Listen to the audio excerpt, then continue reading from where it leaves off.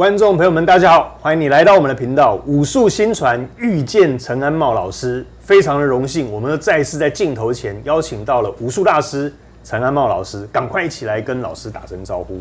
老师你好，大家好，观众朋友你们好。好的，以及我们的高世峰老师，主持人好，老师你好，谢谢你参与。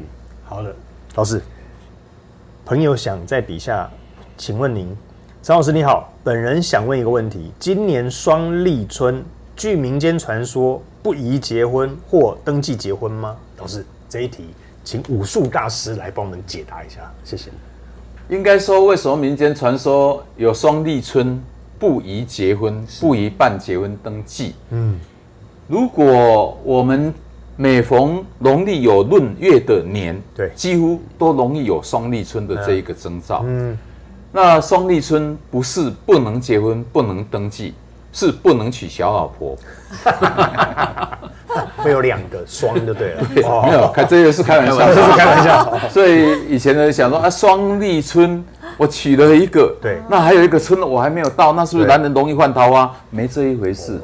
应该说有双立春的频率可能都有闰月。那今年刚好闰6月，今年是114年乙巳年蛇年，所以我们现在录的时间刚好是闰6月初。是，那应该说有闰月的时候，对嫁出去的女儿，她应该要买猪脚面线回娘家，给娘家的妈妈跟爸爸，让他们添福寿。是，因为一年才12个月，我妈妈嫁到我们家来，她要多忙1个月。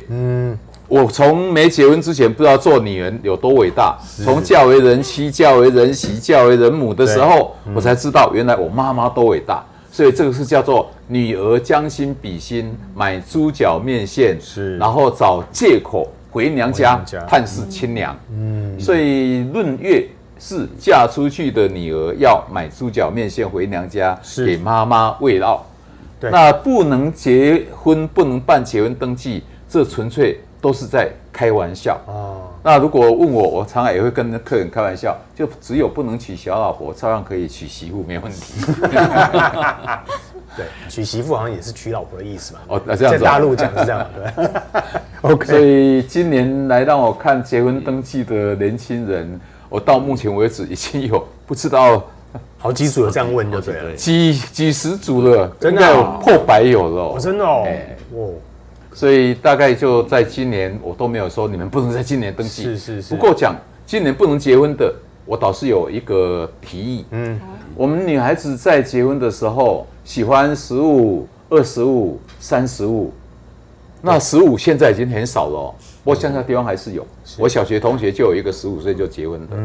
那男人比较不爱25、35、45，女人喜欢15、25、35，甚至45。为什么？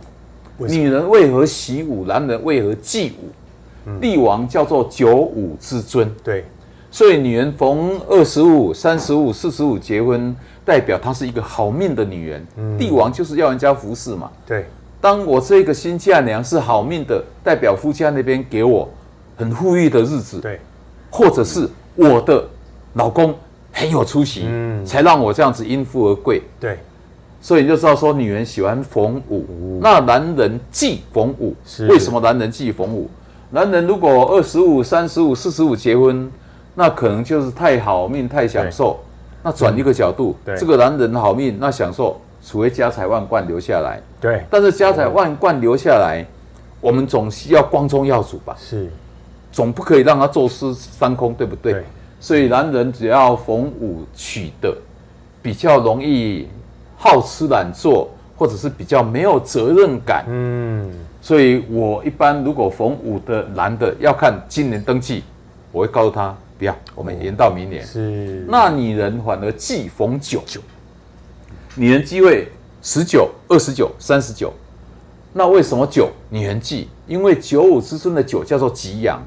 女人只要19岁结婚，85%离婚几率，15%没有离婚的，一辈子好辛苦。29结婚的女人65%大概都不会白头偕老，那35没有离的半辈子会劳苦功不高。哇！那49的呢又减半了。嗯，反而男人不一样，对，男人喜欢19、29、39，甚至49都可以，因为男人逢9结婚就变得他有责任了，他能承担了，是，所以有懦弱的男人突然间变得雄壮威武，那这个男人是不是一个蜕变？老师讲的5跟9都是虚岁，不是实岁，所以我讲的都是虚岁的15、25、35。虚岁的19、29、39是，所以不是10岁。对，所以这一个观念一定要让大家知道，是，不要是我听你的，对，老师，你这一题，朋友也帮我们提了一个好问题，所以你看很多在这个坊间的民间传说，有时候如果没有朋友们提出这个问题，让我们来跟你请教学问的话，那可能就一路就一直这样子传错下去了。所以为什么有的好问题，那有好的解答，对观众推播出去是更加重要的事情。对，就连您说你都今年就已经遇到好几对、几百对来跟你请教，也都是问同样的这个双立春的问题嘛，对不对？所以这个非常感谢这位朋友的好题目，那也非常谢谢老师给我们这个正确的解答。那先谢谢老师一下，谢谢老师。好，那再来插一个，就是需要你的好传播，就是把老师的影片分享给更多的朋友，让大家一起来认识陈安茂老师这个传统礼数的武术大师。再请各位多多的传阅咯，记得订阅、按赞、开启你的小铃铛，才不会错过我们下一支的新影片。下次见，拜拜，拜拜。